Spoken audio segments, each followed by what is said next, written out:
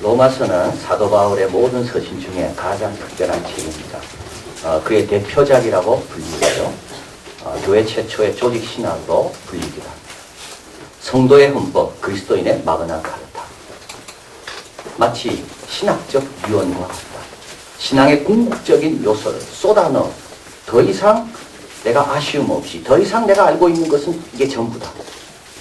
내가 마지막 유언으로서 내가 알고 있는 것을 다 전한다면 그건 바로 로마서에 있는 내용이다. 신학적 유언. 그런 각오와 그런 생각으로 적은 것이 로마서다. 존 칼빈은 로마서를 통하면 성경에 대한 가장 심오한 보물들 모두에게 다가갈 수 있다고 이야기합니다.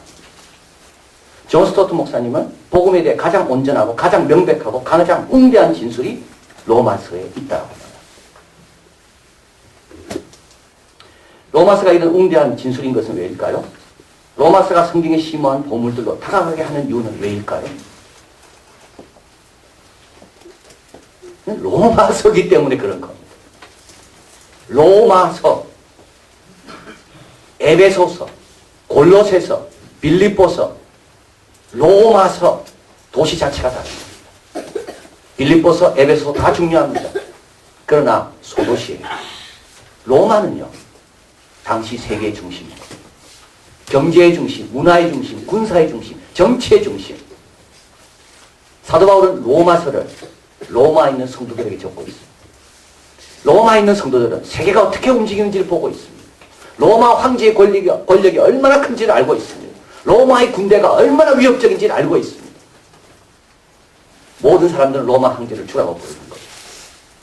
가장 가까이서 세계가 어떻게 움직이는가, 역사가 어떻게 움직여가는가를 보고 있는 로마 성도에게 주는 말씀. 그래서 사도 바울은 이 로마 성도들의 배경과 형편을 생각하면서 로마서를 그냥 적을 수가 없는 거예요. 그들이 보고 느끼고 경험하는 그것보다 훨씬 위대하시고 훨씬 크신 하나님을 그들에게 전해야 되겠다. 그래서 로마서는 웅대한 것입니다. 두 번째로 이 로마서는 사도 바울의 사역의 후반기에 적어졌습니다. 사도 바울은 이야기합니다. 내가 두루 전파해서 더 이상 전할 곳이 없다. 나는 이제 너희들의 보냄을 받아 서바나로 가려고 합니다. 이 말은 뭐죠? 사도 바울이 다 전했다는 거예요. 사역의 후반기. 사역하면서 경험하고 체험하고 느끼고 묵상한 그런 모든 신앙적인 귀한 내용들이 로마서에 와서 집대성 되는 것. 오늘 본문에서 이렇게 이야기하죠. 예수 그리스도의 종 바울은, 보통 사도 바울 편지 쓸 때 바울과 실라는, 바울과 디모데는 이렇게 썼습니다. 그런데 로마서를 쓸 때만은 사도 바울은 혼자 이름을 소개합니다. 왜냐하면 여기 있는 귀한 내용들, 이거는 내 평생 하나님이 나에게 주신 교훈이기 때문에. 그래서 로마서의 내용이 좀 다른 겁니다. 마지막으로 로마서가 이렇게 웅대한 스케일을 갖고 있는 이유는 로마서가 다루는 주제 때문입니다. 꼭 기억하십시오. 로마서는 하나님, 창조주 하나님이 피조물 인간을 어떻게 대하는가? 궁금하지 않아요? 창조주 하나님이 피조물인 인간을 어떻게 대해 오시는가? 이 피조물은 어떤 피조물입니까? 자기가 하나님이라고 주장하는 교만한 피조물이에요. 지렁이 같은 아무 힘도 없고 생명이 호흡에 있어서 호흡이 끊기면 금방 사라지는 아침 이슬 같은 생명인데도 불구하고 자기가 하나님처럼 교만한 피조물. 조금만 힘이 있으면 변질되는 피조물. 조금만 위치가 바뀌면 교만해지기 쉬운 피조물.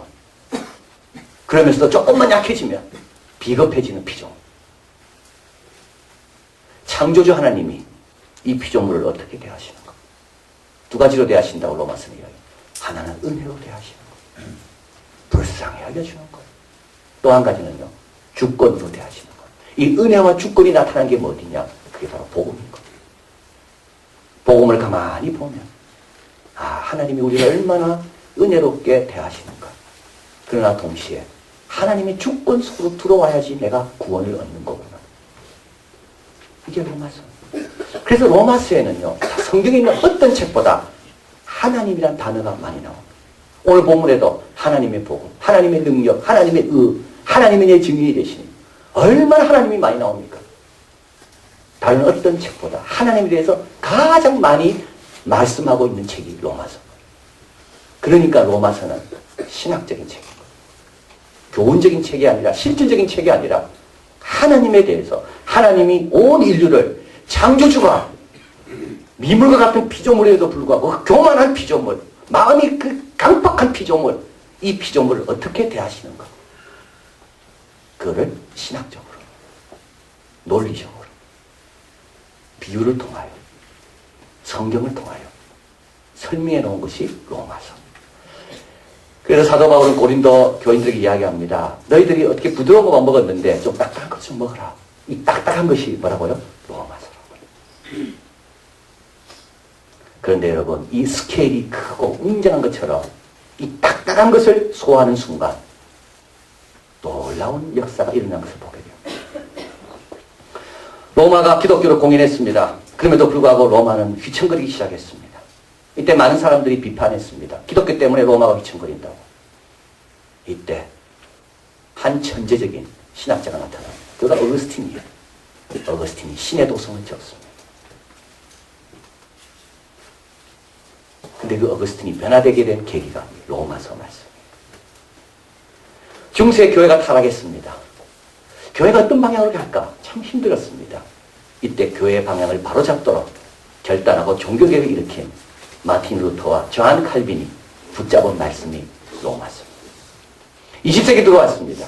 과학이 발달하고 문명이 꽃이 피기 시작하고 문화가 발달하기 시작하고 사람들은 이제 이곳이 하나님의 나라인가 착각하기 시작했습니다. 자기 의와 자기 힘을 너무 믿기 시작했습니다. 이때 1차 대전이 일어나게 된 거예요. 이때 교회의 방향을 다시 하나님께 순복하고 말씀에 순종해라. 인간과 하나님은 질적으로 다르다. 이거를 외친 스위스 바젤 대학의 신학자 칼 바르트. 그가 낸 책이 로마서 주석입니다. 로마서가 갖고 있는 위대한 만큼, 웅대한 만큼 그 미친 교회의 영향도 그렇게 컸다는 겁니다. 오늘도 로마서를 읽는 사람들에게 하나님께서 어떤 영향과 도전을 주실지 기대해도 됩니다. 우리는 사순절 기간 동안에 로마서의 말씀을 나누게 될 건데요. 제가 간절히 바라는 것은 저와 우리 모두가 하나님의 크기만큼 커지면 좋겠다. 우리는 너무 작은 것 갖고 하나님과 지금 살아가고 있다. 웅대한 스케일만큼이나 복음의 웅대한 스케일만큼이나 교회를 통해 이루실 하나님의 웅대한 계획만큼이나 우리의 계획과 생각의 폭이 좀 확장되기를 원합니다. 오늘 본문은 처음으로 하나님께서 인간을 어떻게 대하시는가, 하나님의 은혜와 주권이 가장 잘 나타난 어떻게 보면 그 핵심이 뭔가, 그것을 먼저 다루려고 합니다. 그것은 복음입니다. 복음. 사도 바울이 이렇게 이야기하죠. 예수 그리스도의 종 바울은 사도로 부르심을 받아 하나님의 복음을 위하여 택정함을 입었으니 2절 이 복음은, 복음이라는 말이 뭡니까? 좋은 소식이라는 말이죠. 좋은 소식. 좋은 소식은 뭘까요?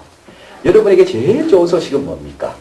지금 이 아픈 분에게는 다 나았다는 말일 것이고, 자녀 때문에 고민하는 분은 자녀가 회개했다는 말일 것이고, 직장을 놓고 기도하는 분은 직장이 됐다는 말일 것이고, 그런 게 복음이죠. 그런 소식이. 근데 최고로 중요한 소식, 우리 모든 인류가 꼭 들어야 될 소식, 그건 뭡니까? 오늘 본문에 나와 아들에 관한 것이다. 아들이 어떻게 했다고요? 아들이 왔다. 다윗의 혈통으로 태어나셨다. 아들이 오신 것이 최고의 복음이라는 것. 왜요? 아들이 그냥 옵니까? 그냥 오지 않습니다. 우리 부모님이 어디 갔다 올 때 그냥 옵니까? 그냥 오지 않습니다. 가족에게 줄 선물을 가지고 옵니다. 예수님이 올 때 선물을 가지고 온 거예요. 뭘 가지고 왔나요? 천국을 가지고 온 거예요. 그래서 예수님으로 인하여 천국이 우리 가까이 오게 된 겁니다. 예수님 올 때 뭘 가져오셨나요? 영생을 가져왔습니다. 예수님으로 인하여 영생을 들어가는 길이 인류에게 열리게 된 겁니다. 예수님이 오신다는 것이 그래서 복음인 겁니다.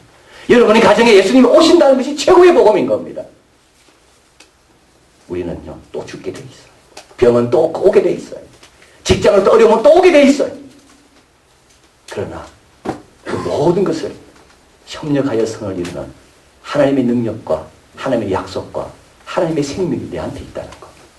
그게 누굴 통해서? 예수님의 오심으로 된 거예요. 예수님의 오신 것이 복음입니다. 또 예수님의 죽으신 것이 복음입니다. 오늘 다윗의 혈통으로 태어나시고 죽인 자 가운데서 왜 예수님이 죽으신 복음입니까? 우리 대신 죽었기 때문에. 우린 더 이상 죄로 인하여 벌받을 이유가 없어졌기 때문에.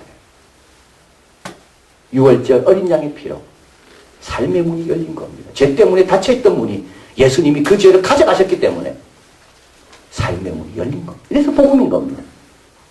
더 이상 죄로 인하여 제사드릴 필요도 없다. 어린 양이 단번에 제사로 다 해결했으니까 또 양 잡지 마라. 또 제사 드리지 마라. 다 해결됐다. 단번에 다 해결됐다. 받아들이기만 하면 된다. 죄로 인하여 막힌 담이 걸렸다. 그리고 또 오늘 본문에 보면 4절 같이 한번 더 읽어봅니다. 4절 성결의 영혼은 죽은 자 가운데 부활하여 능력으로 하나님의 아들로 인정되셨으니 곧 우리 주 예수 그리스도시니라. 예, 이분이 부활하셨다는 게 또 복음입니다. 여러분 부활해서 아들로 인정됐다는 말이 나오죠. 이 말은 뭡니까? 예수님 오셨습니다. 예수님 죽으셨습니다. 오시고 죽으신 것이 나에게 무슨 상관이 있는데요? 상관이 있다는 것이 증명이 됐습니다. 그게 뭐냐면 예수님은 하나님의 아들이기 때문에. 근데 그 하나님의 아들임을 어떻게 알게 됩니까? 그분의 부활을 통해 알게 됐다. 우리 죄로 인하여 내어줌이 되고 우리를 의롭다 하시기 위하여 다시 사셨느니라. 무슨 뜻인가요? 우리 죄를 위해 내어준 그분의 효과가 있다는 겁니다. 우리 죄를 위해 그분이 당신을 내어주셨는데 그것이 효과가 있는 이유는 그래서 우리가 의롭게 됐다는 것을 어떻게 할 수 있는가 하면 그분이 부활하셨다는 것입니다. 다시 말하면 그분의 대속은 보통 사람의 대속과는 다르다는 겁니다. 그래서 부활하셔서 아들로 인정되셨다. 우리를 위해 오시고 죽으신 분이 하나님의 아들이다. 어떻게 아는데? 부활하신 걸 봐라. 그래서 그분의 오심은 다른 사람 온 거하고 다릅니다. 그분의 죽으심은 다른 사람이 내 대신 죽은 거하고 다릅니다. 아들로 오시고 죽으셨기 때문에. 복음은 아들에 대한 것이다. 두 번째로 오늘 본문에서 복음에서도 이야기하고 있죠. 16절, 17절 같이 읽어봅니다. 복음에는 하나님의 의가 나타나서. 그래서 복음은 아들에 관한 것입니다. 아들이 오시고 내 대신 죽으시고 지금도 살아계신다. 이것이 복음의 내용입니다. 이게 최고의 소식인 겁니다. 근데 두 번째로 복음에는 하나님의 의가 나타났다는 말은 뭐냐면 왜 이런 일이 일어났는가라는 겁니다. 왜 아들이 오시고 왜 아들이 죽고 왜 아들이 부활해서 오늘 우리에게 복된 내용을 갖게 되었는가라는 겁니다. 이 복음이 존재하게 된 이유, 그 근거는 어디에 있나는 거죠. 복음에는 뭐가 나타났다고요? 하나님의 의. 하나님의 의가 뭡니까? 하나님의 의는 하나님의 성품을 가리키는 게 아니고요. 여기서의 하나님의 의는 하나님의 신실하심을 말하는 거예요. 여기서 의는 언약 관계에서 나타날 의입니다. 둘이 약속을 맺었습니다. 약속을 잘 지킵니다. 그는 의로운 사람이에요. 약속을 맺었어요. 약속을 못 지켜요. 그는 불의한 사람이에요. 인간은 하나님과 약속했습니다. 약속 못 지켜요. 인간은 불의한 사람이에요. 그런데 하나님은 어떻게 한다고요? 그 인간과 맺은 약속을, 인간의 약속을 파기했음에도 불구하고 끝까지 지켜주시는 거예요. 이게 뭐라고요? 하나님의 의라는 겁니다. 하나님의 약속을 신실하게 지킨다는 게 어디에 나타나 있다고요? 예수님을 보내시고 죽게 하시는 것에 하나님의 신실하심이 나타나 있는 겁니다. 그래서 복음을 볼 때마다 우리는 뭘 봅니까? 하나님의 신실하심. 그래서 복음에는 하나님의 의가 나타나서 믿음으로 믿음에 이르게 한다는 그 신실하신 하나님 우리는 계속 의지하게 되는 겁니다. 그 출발점은 어디에 있는가 하면 복음에 있다는 거예요.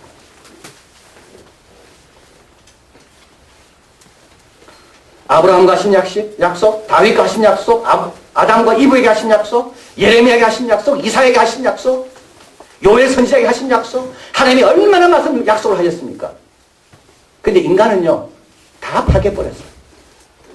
근데도 하나님은 파괴한 인간을 벌 주거나 잊지 아니하시고 그 약속을 끝까지 지키시는 겁니다. 그래서 아들을 보내신 거예요. 이것이 뭐냐면 하나님의 은겁니다. 종교개혁자 루터는 이를 깨닫기 전에 하나님 의는 자기를 증오로 가득차게 만든 단어였다고 고백합니다. 하나님 의만 생각하면 나를 막 꼼짝 못하게 만드는 거야. 하나님 의로운데 나는 불의하잖아. 그럼 하나님은 의롭기 때문에 이 불의한 나를 징벌하시고 책망하시고 나를 멀리하시고 나를 싫어하시겠다. 하나님의 의라는 단어만큼 나를 증오케 하는 단어는 없었다고 그는 고백합니다. 그러나 하나님의 의가 뭔지 깨달았어요. 이 하나님의 의는 불의한 자를 벌주는 의가 아니라 불의한 자를 위해서라도 약속을 지키는 신실한 사랑. 하나님이 이 세상은요, 타락한 세상입니다. 인처럼 사랑하사 독생자를 주셨으니 이게 하나님의 의라는 것을 확인하는 거예요. 그러나서 마틴 루터는 이렇게 고백합니다. 그 뜻을 깨닫고 나서 하나님의 의는 형할 수 없는 달콤한 것이었다. 하나님의 의는 형할 수 없는 달콤한 것이었다. 하나님의 의 때문에 내가 여기 있는 거구나. 하나님의 신실하신 사랑 때문에 오늘도 나는 믿음이 없지만 나는 신실하지 못하지만 우리 하나님은 일량 믿으시기 때문에 약속한 것을 나와 상관없이 지키시는 분이구나. 그런 말합니다. 자기를 하늘나라로 인도하는 통로가 하나님의 의다.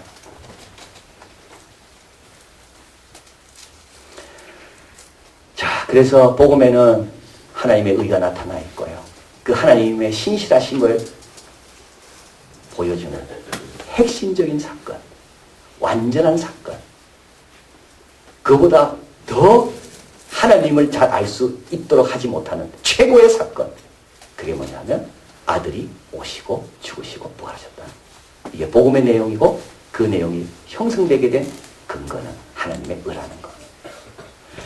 그러나 복음에는 이것만 있지 않습니다. 복음에는 하나님의 은혜를 담고 있지만 또한 하나님의 주권을 보여줍니다. 오늘 본문 한번 가볼까요? 5절입니다. 5절. 그로 말미암아 우리가 은혜와 사도의 직분을 받아 그 이름을 위하여 모든 이방인 중에서 믿어 순종케 하나니. 자, 여러분 이제 하나님의 은혜, 이까지가 은혜지요. 하나님의 신실하심, 하나님의 약속을 지키신 거, 우리와 상관없이 끝까지 약속을 지키시고 우리에게 주겠다는 것은 다 마련해 놓으신 거, 아들을 보내신 거, 이건 하나님의 은혜입니다. 그 다음에는요, 우리 하나님의 주권으로 들어와야 되는 거, 그걸 받아들여야 되는 거. 구원은 뭐라 그랬죠? 하나님의 주권이 우리 안에서 회복되는 거. 너무 중요한 말. 한번 따라해 보겠습니다. 구원은 하나님의 주권이 내 안에서 회복되는 거다. 그동안은 죄의 주권이 있었습니다. 그동안은 육신이 나를 주관했습니다. 그동안 세상 명예가 나를 주관했습니다. 그동안 무엇을 먹을까 무엇을 입을까 남과 비교하는 것이 나를 주관했습니다. 끊임없이 비교하고 끊임없이 경쟁하고 끊임없이 불안하고 달콤한 것 같아도 끝나고 나면 또 불안하고. 천국 백성이 된다는 말은 뭐죠? 주권자가 바뀐 게 천국 백성입니다. 천국으로 들어간다는 말은 뭡니까? 주권자를 교체하는 것이 천국으로 들어가는 겁니다. 그런데 이 주권자는 우리에게 먼저 뭘 베푸는가? 은혜를 먼저 베푸시는 거예요. 그래서 힘으로 주권을 바꾸게 하지 않고 그 은혜의 감동으로 자기 주권을 버리고 하나님께 오게 하시는 것이 우리 하나님 하시는 일입니다. 그러나 그 주권으로 들어와야 되는 거예요.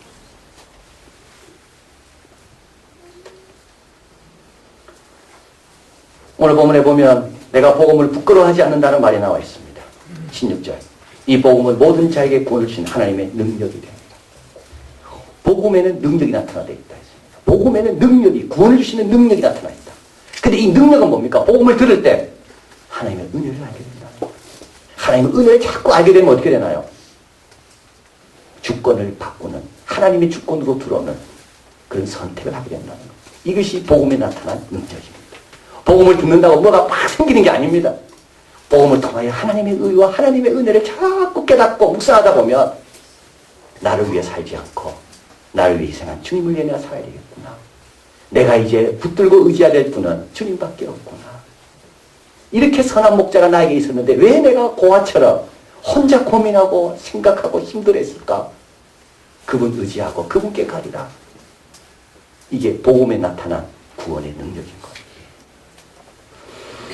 자, 그래서 사도 바울은 하나님께서 인간을 피조물을 창조주가 어떻게 대하시는가? 은혜와 주권으로 대하는데 그 은혜가 온전히 드러난 것이 복음이고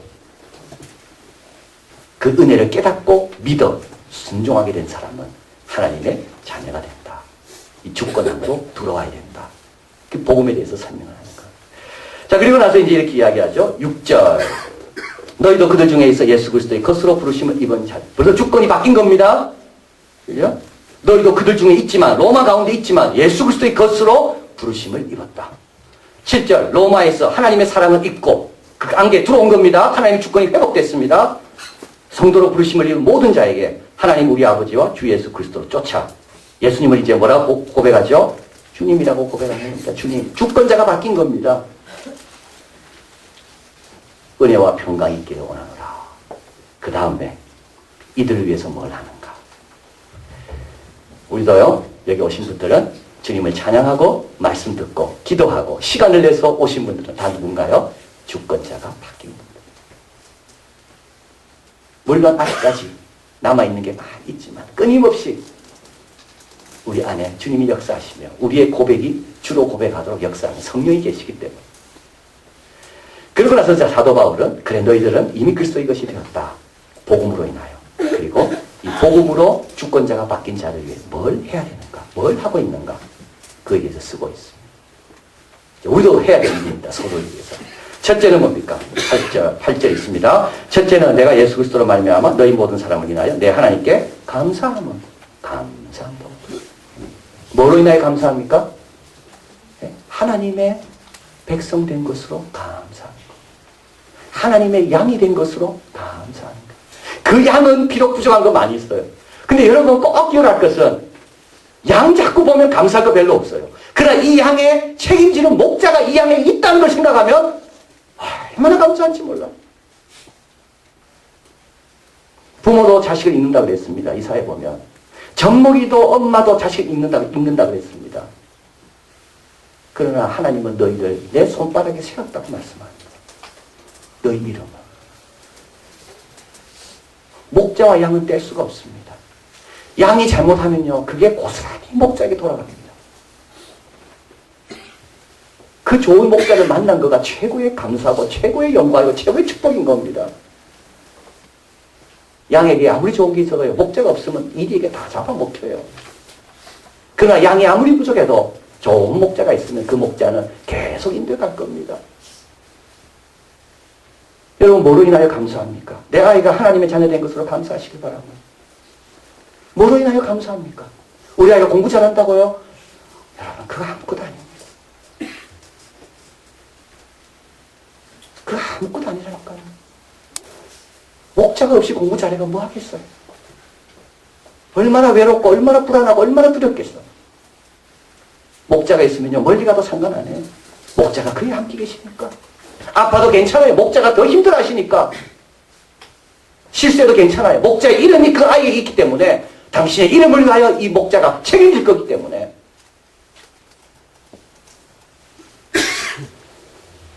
여러분 부모는 어떤가요?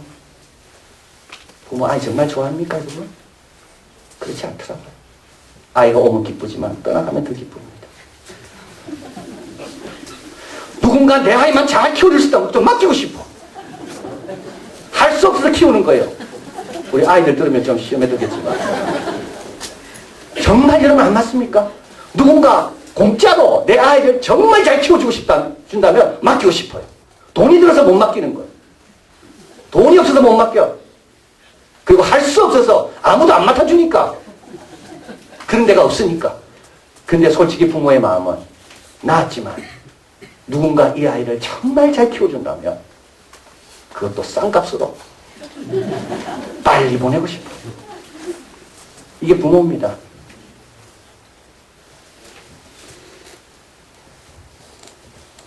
우리 하나님은 그렇지 않습니다. 건축자의 버린 돌도 주워오시는 분입니다. 상한 갈 때 꺾지 않고 꺼져가는 등불 끄지 않고 그분이 내 아이의 목자다. 얼마나 감사한 일입니까? 사도 바울은 로마 성도들 당신들이 출세해서 내가 기쁘다고 말하지 않아요. 당신들이 로마에서 중요한 역할을 했기 때문에 기쁘다고 말하지 않아요. 그리스도의 것이 되었기 때문에 나는 너무 감사합니다. 제일 먼저 나는 감사합니다. 두 번째로 사도 바울은 이를 위해 기도한다고 이야기합니다. 하나님께서 내 심령으로 섬기는 하나님이 증인이시다. 내가 너희를 위해 얼마나 열심히 기도하는지. 우리 서로 기도해야 됩니다. 베드로는 옥에 갇혔고 베드로 옥에 갇혀 자고 있습니다. 이때 교회는요 깨어 기도합니다. 베드로가 자는 거 알았더라면 교회 기도 안 했을 거예요. 자, 여러분, 하나님이 원하시는 게 바로 그겁니다. 서로의 짐을 나눠진다는 게 기도의 짐을 나눠지는 겁니다. 그리고 하나님께 자꾸 기도하다 보면요 형제애가 생겨요. 형제애라는 것은 그냥 생기지 않아요. 우리 서로 사랑하는 것은 그냥 생기지 않아요. 교회 사랑은 그냥 생기지 않아요. 왜냐하면 우리는 이 혈과 육의 관계가 아니거든요. 우리는 영적인 관계이기 때문에 서로를 위해 기도하지 않으면 돈독한 관계가 만들어지지 않아요. 그렇지 않고 돈독한 관계는 전부 인간적인 겁니다. 그건 아주 위험한 관계예요. 그건 건강치 못한 관계예요. 그런 관계는 오히려 암적인 관계예요. 우리는 영적인 관계가 돼야 돼요. 그러려면 어떻게 해야 됩니까? 기도의 끈으로 자꾸 묶여야 됩니다. 얼마나 소중한 분들인가요?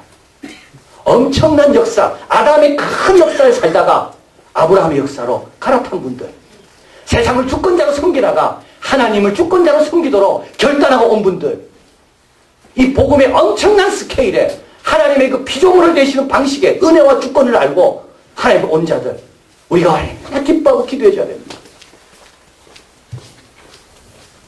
제가 스위스 보스에 있을 때 거기에는 참 스위스라는 나라는 참 복받은 나라라 생각이 왜 그러냐면 거기에는 교인은 얼마 없지만 주일날 되면요 모든 교회는 다 불이 켜져 있고 히터가 돌아가고 누구라도 와서 기도할 수 있도록 다 열어놓더라고요. 제가 있는 그 신학연구소 보스에도 세계 각국에서 많은 사람들이 옵니다. 정교회도 오고요. 하여튼 뭐 훌륭한 분들 많이 와요. 근데 그분들 누구라도 24시간 기도하기 원하는 분은 기도하러 오라고. 그 옆에 있는 작은 채플이 있습니다. 작다고 해도 이렇게 작은 건 여기 한 밤 정도 돼요. 그리고 거기에 항상 히터가 돌아가고 불은 항상 켜져 있습니다. 그래서 제가 이제 저녁마다 거기 가서 기도합니다. 우리 교회 수첩을 가지고 기도합니다. 교인들의 이름을 불러가며 기도합니다. 김씨, 이씨, 박씨, 그 자녀들 위해 기도합니다. 기도하다 보면요 그 아이들과 제가 하나가 된 걸 느껴요. 다른 방법 없습니다. 거리가 문제가 아니더라고요. 아무리 가까이 있어도 기도하지 않으면요 주일날 와서 내 옆에 앉아 있어도 이분과 나는 상관없어요. 그러나 멀리 떨어져 있어도 그 아이들을 위해 기도하면 그 아이가 그렇게 반갑고 기다려지는 거예요. 사도 바울은 또 이들을 만나고 싶다고 이야기합니다. 내가 너희를 간절히 보기 원하면. 여러분 중요한 말입니다. 귀하게 여기고요. 감사하게 여기고 또 한 가지 기도하면요. 보고 싶습니다. 이게 정상입니다.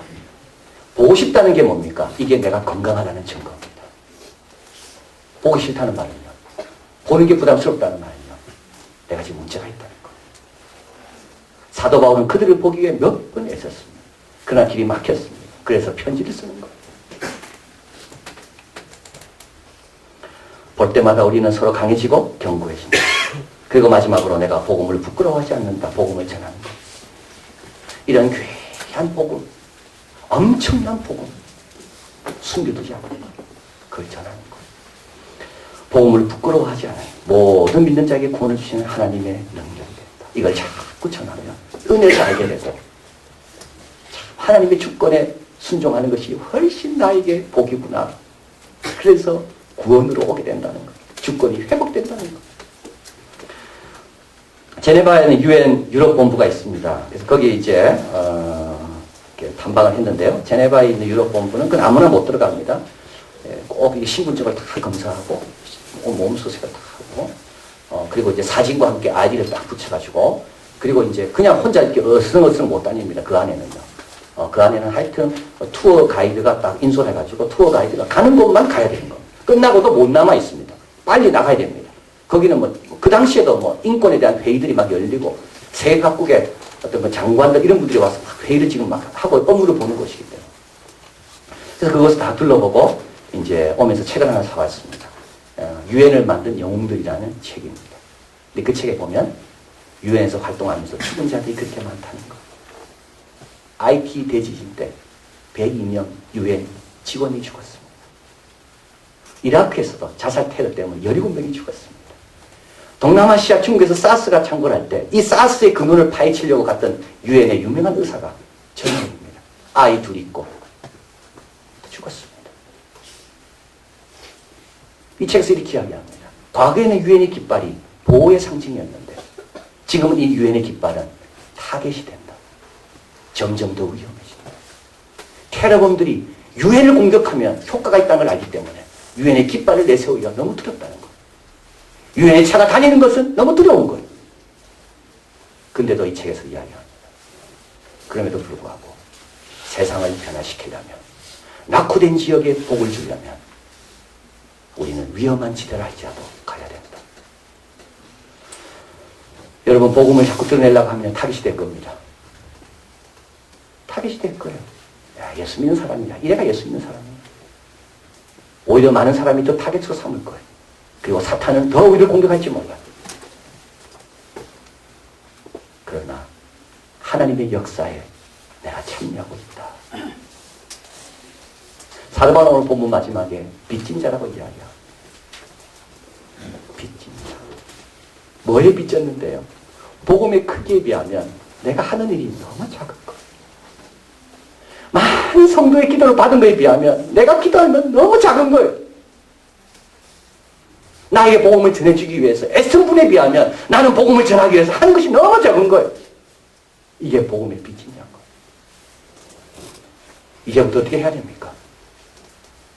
이제부터 여러분 감사부터 하십시오. 감사. 이 복음을 나에게 주셔서 순종케 하고 하나님의 것으로 삼으신 것에 감사합니다. 감사가 부족하지 않다. 그리고 서로를 위해 기도하고 복음을 전하는 것. 기도하겠습니다.